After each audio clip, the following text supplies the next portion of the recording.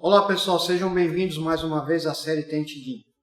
Antes de nós prosseguirmos com os vídeos e as técnicas de projeções, eu gostaria de explicar alguns pontos que eu acho muito importantes para que nós possamos seguir com os estudos. Eu anotei aqui alguns dos quais eu irei falar para vocês, porém será um comentário bem superficial. Vai depender aí de cada instrutor para se aprofundar em cada um destes temas, tá bom? Então, o que nós estamos estudando nesse momento, nós começamos a série Tente DIN com o tema Nagewasa.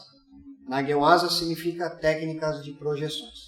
Eu recomendo que esse tipo de treinamento seja feito para estudantes de nível médio, levando em consideração que o Tente DIN ele é trabalhado entre os 10 níveis de Kyo, tá bom? Então, primeiro tem que ser feito um preparo de Ukemi, um preparo com os alunos no que diz respeito às quedas, porque agora a gente vai entrar em algumas projeções que exigem um pouco mais de cuidado por parte dos praticantes, tá bom?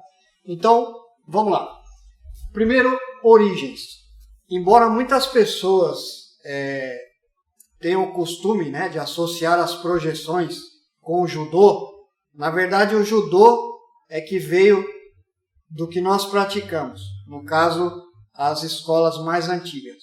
E também nós podemos pensar que o Jiu-Jitsu clássico vem de outras tradições, assim como hoje nós temos, por exemplo, uma arte marcial chinesa chamada Shuai Jiao, que nela é praticada as mesmas projeções, porém a configuração, a vestimenta dos praticantes é um pouquinho diferente, mas as projeções são as mesmas.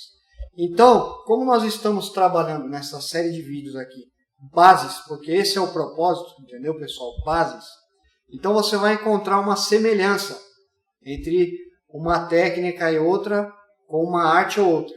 Mas lembrem-se que o judô é que veio disso aqui, e não que isso vem do judô, tá bom? Embora seja parecido a alguns movimentos, não tem nada a ver. E também são feitas diferentes abordagens. Tudo bem? Então, só para a gente ter ideia, mais ou menos, uma ideia superficial das origens. Outro ponto, objetivos. Qual o objetivo de se projetar o adversário? Primeiro, é de levar ele ao chão, no caso, não no tatame. Daí é que nós temos uma diferença, que o judô ele foi adequado para o esporte. Foi feita uma pedagogia diferente. O Jigoro Kano desenvolveu um sistema diferente para poder ensinar o judô. Até mesmo foi modificado a vestimenta. A gente vai falar isso depois, tá bom? Então, o objetivo de se projetar um adversário contra o chão, ou contra a pedra, ou contra tronco, ou qualquer coisa que seja, é fazer com que ele sofra uma lesão, um trauma sério, e não volte a fazer uma nova investida. Então esse é um dos objetivos, tratando da parte de Taijutsu. Outro ponto que eu coloquei aqui chama-se Kugai. Esse termo é um termo bem antigo, que remonta ao período de guerra, chamado Sengoku Jidai. São os períodos de guerra, chamados Sengoku Jidai. Então aqui é quando o adversário estava com uma armadura. E você, vamos supor que no cenário, embora seria muito difícil o combate individual, mas poderia acontecer. Então, no momento em que um guerreiro encontrava o outro e já não se tinha mais a possibilidade de utilizar armas, esse guerreiro seria projetado com a armadura, com um tipo de projeção específica, e assim que ele cai no chão, parte dessa blindagem vai expor alguns pontos nos quais nós poderemos atacar. Então, esse conceito de Kugai significa acessar a concha, ou seja, entrar nas partes que a armadura não protegia. Tudo bem? Então, nós temos aí 2 parâmetros para estudar as projeções.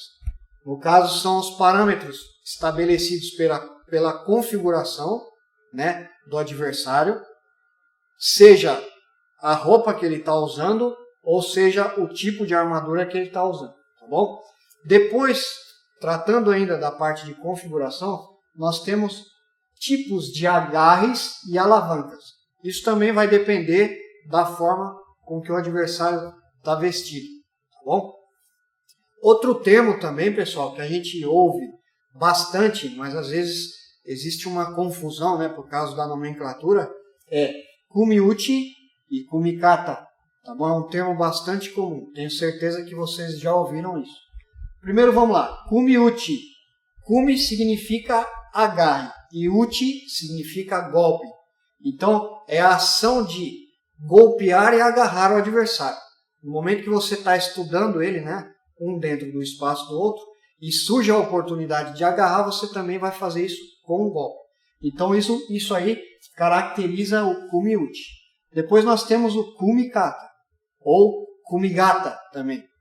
Kumi, agarre, e kata ou gata significa forma. Então são as formas de agarre, estratégias de agarre, tá bom?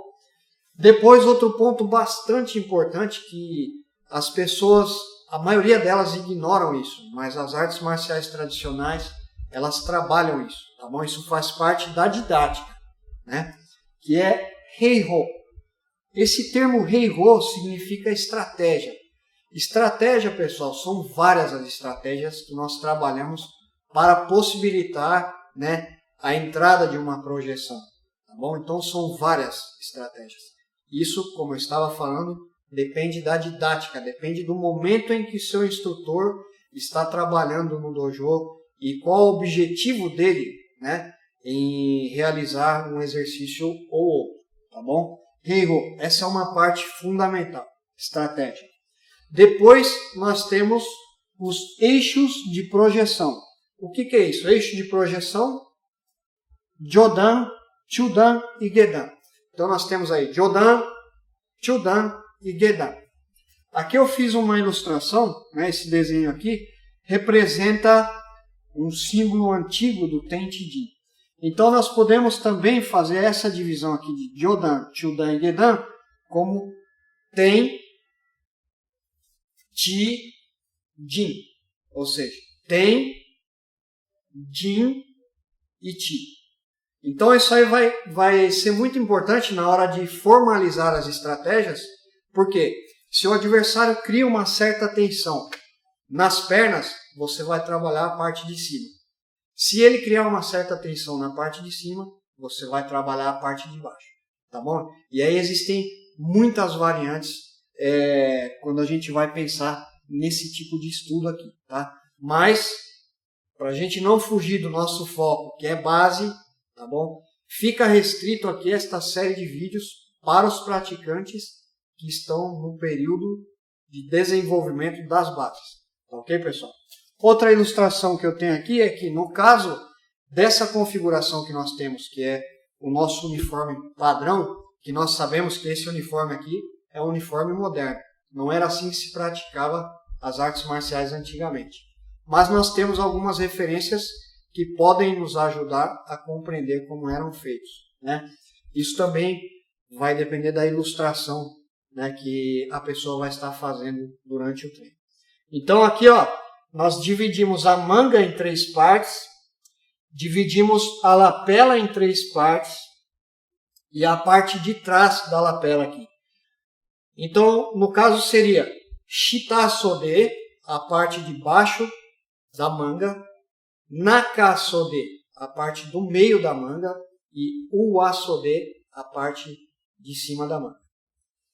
A parte da lapela, a mesma coisa. Shita-eri, Naka-eri, Uwa-eri e Ushiro-eri. Em algumas escolas, no caso da Bujinkan, quando nós estudamos, nós temos diferentes tipos de pegadas, né? E aí fica para vocês esta referência. Esta nomenclatura é uma nomenclatura que foi extraída de um estudo feito a partir de modelos, né, que foram modificados segundo a época e a necessidade dos praticantes ou guerreiros. Tudo bem, pessoal? Então, este aqui são alguns dos pontos importantes que eu gostaria de deixar para vocês, para que nós possamos prosseguir com as técnicas. No próximo vídeo a gente vai estudar um conceito chamado Takiotoshi.